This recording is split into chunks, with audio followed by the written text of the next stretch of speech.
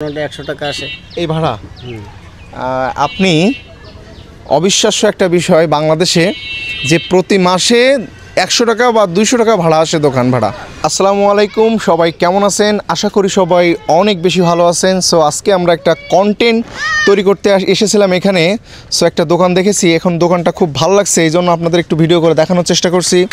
দোকানটা দেখেন, গ্রামের যে দোকানগুলো, গ্রামের যে একটা সৌন্দর্য, এগুলো আসলে গ্রামের একটা সৌন্দর্য। এখান থেকে আজকে চা খাবো ভাইয়ার এখান থেকে, একটু দেখি আমরা ভাইয়ার চাটা কেমন।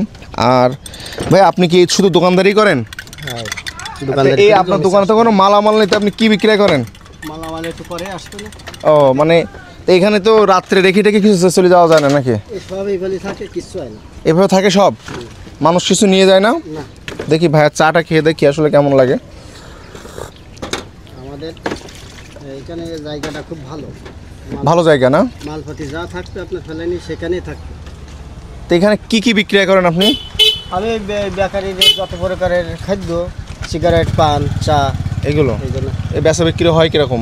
আগে 4-5 হাজার হতো, এখন খুব একটা বেশি হয় না। বেচা মানে এই যে দেশে যে যুদ্ধ হয়ে গেল, এই যুদ্ধের পরের থেকে বেচাকেনা কম হয়ে গেছে। কমে গেছে? হ্যাঁ, পরের দিনেতেই কমে গেছে। কমে গেছে। হ্যাঁ। এখানে মূলত এখানে কি বাজারটা কি আসলে বাজারটা কি? বাজার আছে ছুরিকাটা বাজার। সুরিঘাটা বাজার। হ্যাঁ, 200 এখানে বছর কি আগে কি ওঠে? এখানে কি হয় মানে? মাছ, গরু, ছাগল ইত্যাদি বিভিন্ন রকমের জিনিস, কাঁচামাল টাল, ও, ধান, চাউল, পাট, এইগুলো হলুদ। এইগুলো বিক্রি হয় এখানে? হ্যাঁ, ও, আমি শুনেছি নাকি এই আমাদের এলাকায় সবচেয়ে বড় এই যে বাজারটা নাকি এখন গরুর হাট আপনাদের এখানে? হ্যাঁ, নাম করা বিখ্যাত গরুহাটা হয়ে গেছে এখন এই ছুরিকাটা বাজার। তাই নাকি? হ্যাঁ। বিশাল গরু ওঠে, তাই তো? বিশাল গরুহাটা উত্তরবঙ্গে এখন এটা জোরারি। যেদিন আপনার হাট হয় সেদিন আপনার এখানে বেচাকেনা কেমন হয়? বেচাকেনা আপনার এক এক দোকানে 4-5 হাজার করে আসে। যেদিন হাট হয় সপ্তাহে 2 দিন, আর রোববার বৃহস্পতিবার। না, আমি মনে করছি কি আপনার দোকানে মনে হয় মালামাল তোলেন না, হয়তো আমি সেটা মনে করছি।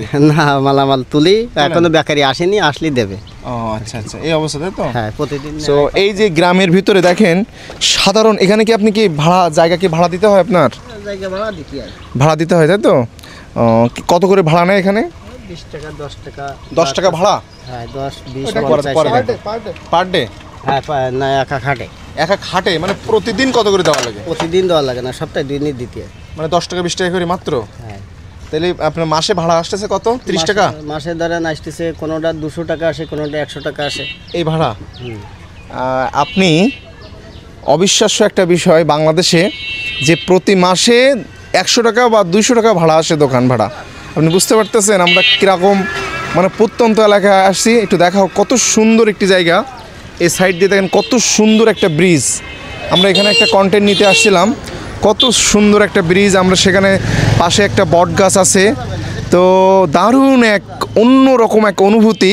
তো সবচেয়ে অবাক করা বিষয় হচ্ছে এই চায়ের দোকানটা মাত্র 100 থেকে 200 টাকা ভাড়া দেয় ভাইয়া, এবং এই দোকান কিন্তু চালিয়ে যাচ্ছে, চা বিক্রয় করতেছে।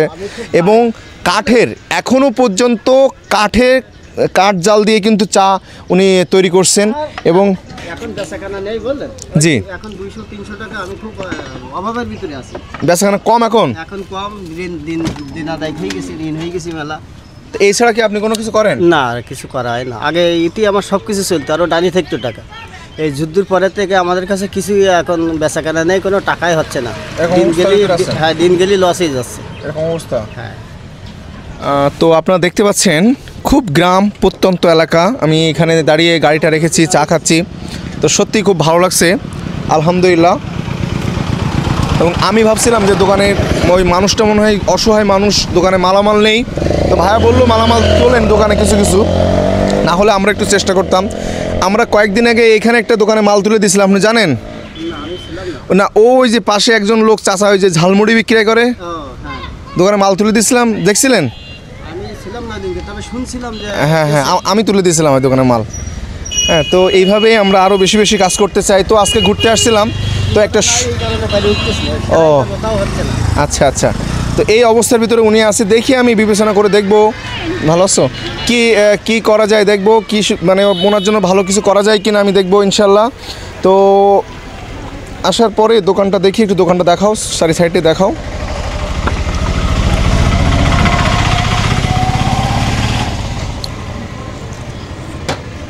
দেখি ওনার জন্য কিছু করা যায় কিনা। চাটা খুব ভালো লাগলো, ধন্যবাদ ভাইয়াকে। এবং আজকে এই পর্যন্ত, আমরা একটু সামনে যাব একটা কন্টেন্ট নিয়ে কাজ করার জন্য। তো সবাই ভালো থাকবেন, নিজের প্রতি খেয়াল রাখবেন, নিজের ফ্যামিলির প্রতিও খেয়াল রাখবেন। আসসালামু আলাইকুম, আল্লাহ হাফেজ।